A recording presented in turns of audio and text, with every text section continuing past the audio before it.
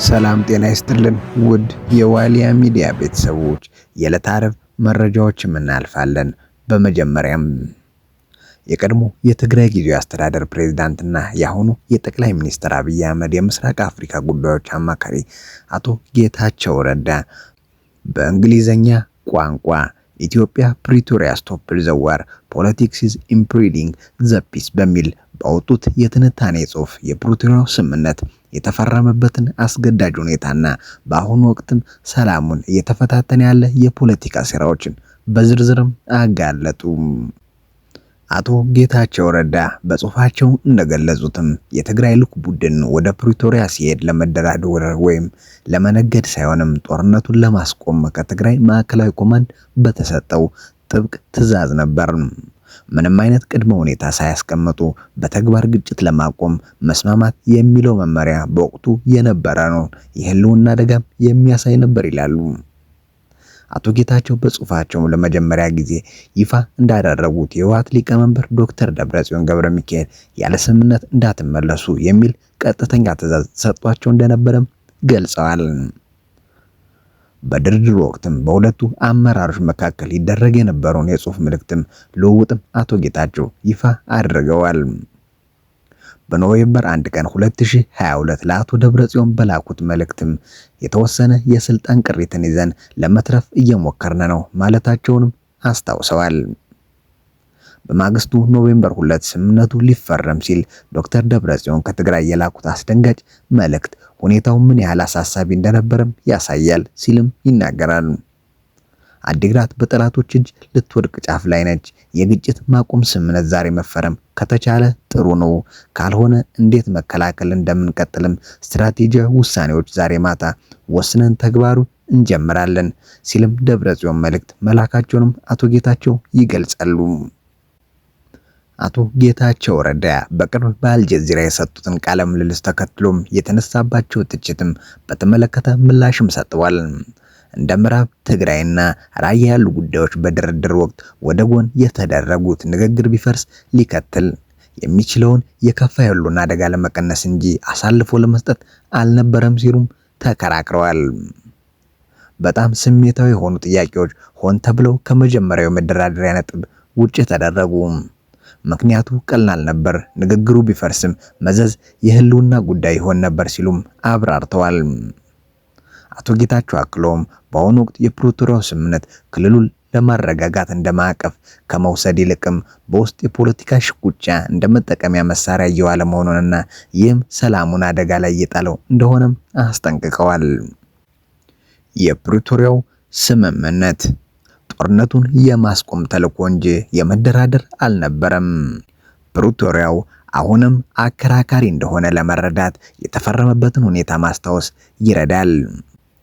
ይህ መመሪያ በትግራይ ውስጥ ያሉ ብዙዎችም የሚያውቁት ነገር ግን በአደባባይ ሊተነፍሱት ካልቻሉት መራር እውነትም የመጣ ነበር። ጦርነቱን ማስቀጠል የፖለቲካ ህልውና ማጥፋት፣ ተጨማሪ ሲቪሊያን ሞትንና በትግራይ ራስን በራስ ማስተዳደር ላይ አደጋንም የሚያስከትል ነበር። በጦር ሜዳ የነበረው ሁኔታ ለመቀልበስና የሰብአዊ ቀውስም መባባስን ተከትሎ አመራሩ ከመደራደር ይልቅ ደም መፍሰሱን ማስቆም ላይ ቅድሚያ ሰጥቶ ነበር። በዚህም ምክንያት የትግራይ ፖለቲካና ወታደራዊ አመራር በፕሪቶሪያ ግልጽ የሆነ ስምምነት የሚፈርሱ ነጥቦችን ላለማንሳት ወሰነ። ግጭትን ማስቆምና የፖለቲካ ስርዓት መገንባትም የተለያዩ ተግባራትም ናቸው። ምዕራብ ትግራይ ራያና የፌዴራል ወታደሮች አወጣጥም ቅድመ ተከተል ችላ አልተባለም። ነገር ግን ሆን ተብለው ከመጀመሪያው መደራደሪያ ነጥብ ውጭም ተደረጉ። ይህንን አስቸኳይ ሁኔታ ከህወሓት ሊቀመንበር ከዶክተር ደብረጽዮን ገብረ ሚካኤል በበለጠ አጽንኦት የገለጸን አልነበረም። እሳቸው ልዑኩም ሳይዘገዩ እንዲፈርሙ ደጋግመውም አሳስበዋል። ስለ አጠቃላይ የጦርነቱ አካሄድ ሰው የፈለገውን ቢያስብ እንደ አውሮፓውያን አቆጣጠር በ2022 መጨረሻ ላይ የነበረው የኃይል ሚዛንና የሰብአዊ ሁኔታ አዋጪ የሆኑ አማራጮችን አጥቶ ነበር። የልዑኩን ቡድን መሪ እንደመሆኔም ከደብረጽዮን የተሰጠ ትዕዛዝ ቀጥተኛ ነበር። ያለ ስምምነት እንዳትመለስ የሚል ነበር። አንዳንዴ ነገሩ የሞት ሽረት እስኪመስል ድረስ ይጋጋል ነበር። ደብረጽዮን ለአሜሪካ ልዩ መልእክተኛ ማይክ ሐመር በመደወል ልዑክን ቡድኑን ባዶ እጁን ወደ ሀገር ቤት መመለስ እንደሌለበትም ያሳስቡ ነበር። ይህ ከባድ እንደነበረም ያስታውሳሉ አቶ ጌታቸው ረዳ። ወደ ቀጣይ መረጃ ስናልፍም የዓለም ትኩረት በምስራቅ አውሮፓና መካከለኛው ምስራቅ ግጭቶች ላይ ባረፈበት በዚህ ወቅትም በቀይ ባህርና በምስራቅ አፍሪካ ቀጠና ድምፅ አልባ ነገር ግን አደገኛ የሆነ ጂኦፖለቲካዊ ሽግግር እየተካሄደ መሆኑን የአፍሪካ ሪስክ ኮንትሮል የተሰኘ ተቋም ባወጣው አዲስ የስትራቴጂ መረጃ ትንታኔም አስታውቋል። ተቋሙ ይፋ እንዳደረገው ከሆነ የሱዳን የእርስ በርስ ጦርነት፣ የኢትዮጵያና የኤርትራ ውጥረት እንዲሁም እየጨመረ የመጣው የአሜሪካ፣ የሳውዲ አረቢያ፣ የተባበሩት አረብ ኤምሬቶች፣ የግብፅ፣ ኢራን፣ የሩሲያና የቻይና ጣልቃ ገብነት ከአሁን በኋላ እንደ ተናጠል ክስተቶች የሚታዩ አይደሉም። እነዚህ ጉዳዮች በዓለም አቀፍ የንግድ መስመሮች፣ በወደብ ተደራሽነትና በስትራቴጂካዊ ጥምረት ዙሪያ ወደሚያጠነጥነው አንድ ወጥ የሽኩቻ ስርዓትም እየተዋሃዱ መምጣታቸውን ትንታኔውም አመልክቷል። የቅርብ ጊዜ ክስተቶች ይህንን አደገኛ ሽግግር እንደሚያሳዩም ሪፖርት ተጠቅሷል። የሳውዲ አረቢያ መንግስት ለዋሽንግተን ባቀረበው ጥሪም የሱዳን ጦርነት እንደ ሩቅ የአፍሪካ ቀውስም ሳይሆን የቀይ ባህር ደህንነት ስጋትም ተደርጎ እንዲወሰድና አሜሪካ ጣልቃ እንድትገባም መጠየቁ የለውጡ አንዱ ማሳያ ነውም ተብሏል። በተመሳሳይ የኤርትራው ፕሬዝዳንት ኢሳያስ አፈወርቂ በቅርብ በፖርት ሱዳን ያደረጉት ከፍተኛ ጉብኝት በዚህ ወሳኝ ወቅትም ግልጽ የሆነ የፖለቲካ አሰላለፍን ያሳየ ነው ሲሉም ጥናቱም ገልጿል። በሌላ በኩል ኢትዮጵያ በቀይ ባህር ተደራሽነትና በቀጠናዊ ተጽዕኖ ዙሪያ ካለባት ፍላጎት ጋር ተያይዞ ውስጣዊ ውጫዊ ዲፕሎማሲያዊ ጫና እያረፈባት መሆኑም ተጠቅሷል። የቀይ ባህር መስመር ከፍተኛ ድርሻ ያለው የዓለም የኮንቴነር ንግድም የሚተላለፍበት በመሆኑ በሱዳን የሚፈጠር ግጭት ወይም በኢትዮጵያ እና ኤርትራ መካከል የሚፈጠር ስህተት የሚያስከትለው መዘዝም ከአፍሪካ ቀንድ የዘለለ እንደሆነ የኤአርሲ ትንታኔም አመልክቷል። የአሁኑ ውጥረትም በዓለም አቀፍ የመርከብ መስመሮች ላይም መስተጓጎልን፣ የኢንሹራንስ ወጪ መጨመርና የአቅርቦትንም ሰንሰለትን መዘግየትንም እያስከተለ ይገኛልም ይላል። የኤአርሲ ትንታኔም በጥብቅ እንዳስጠነቀቀውም ቀጠናው ቀደም ሲል በየመን ወይም በሶሪያ እንደታየው አይነትም የውክልና ጦርነት ባህሪያትንም ማሳየት ጀምሯል።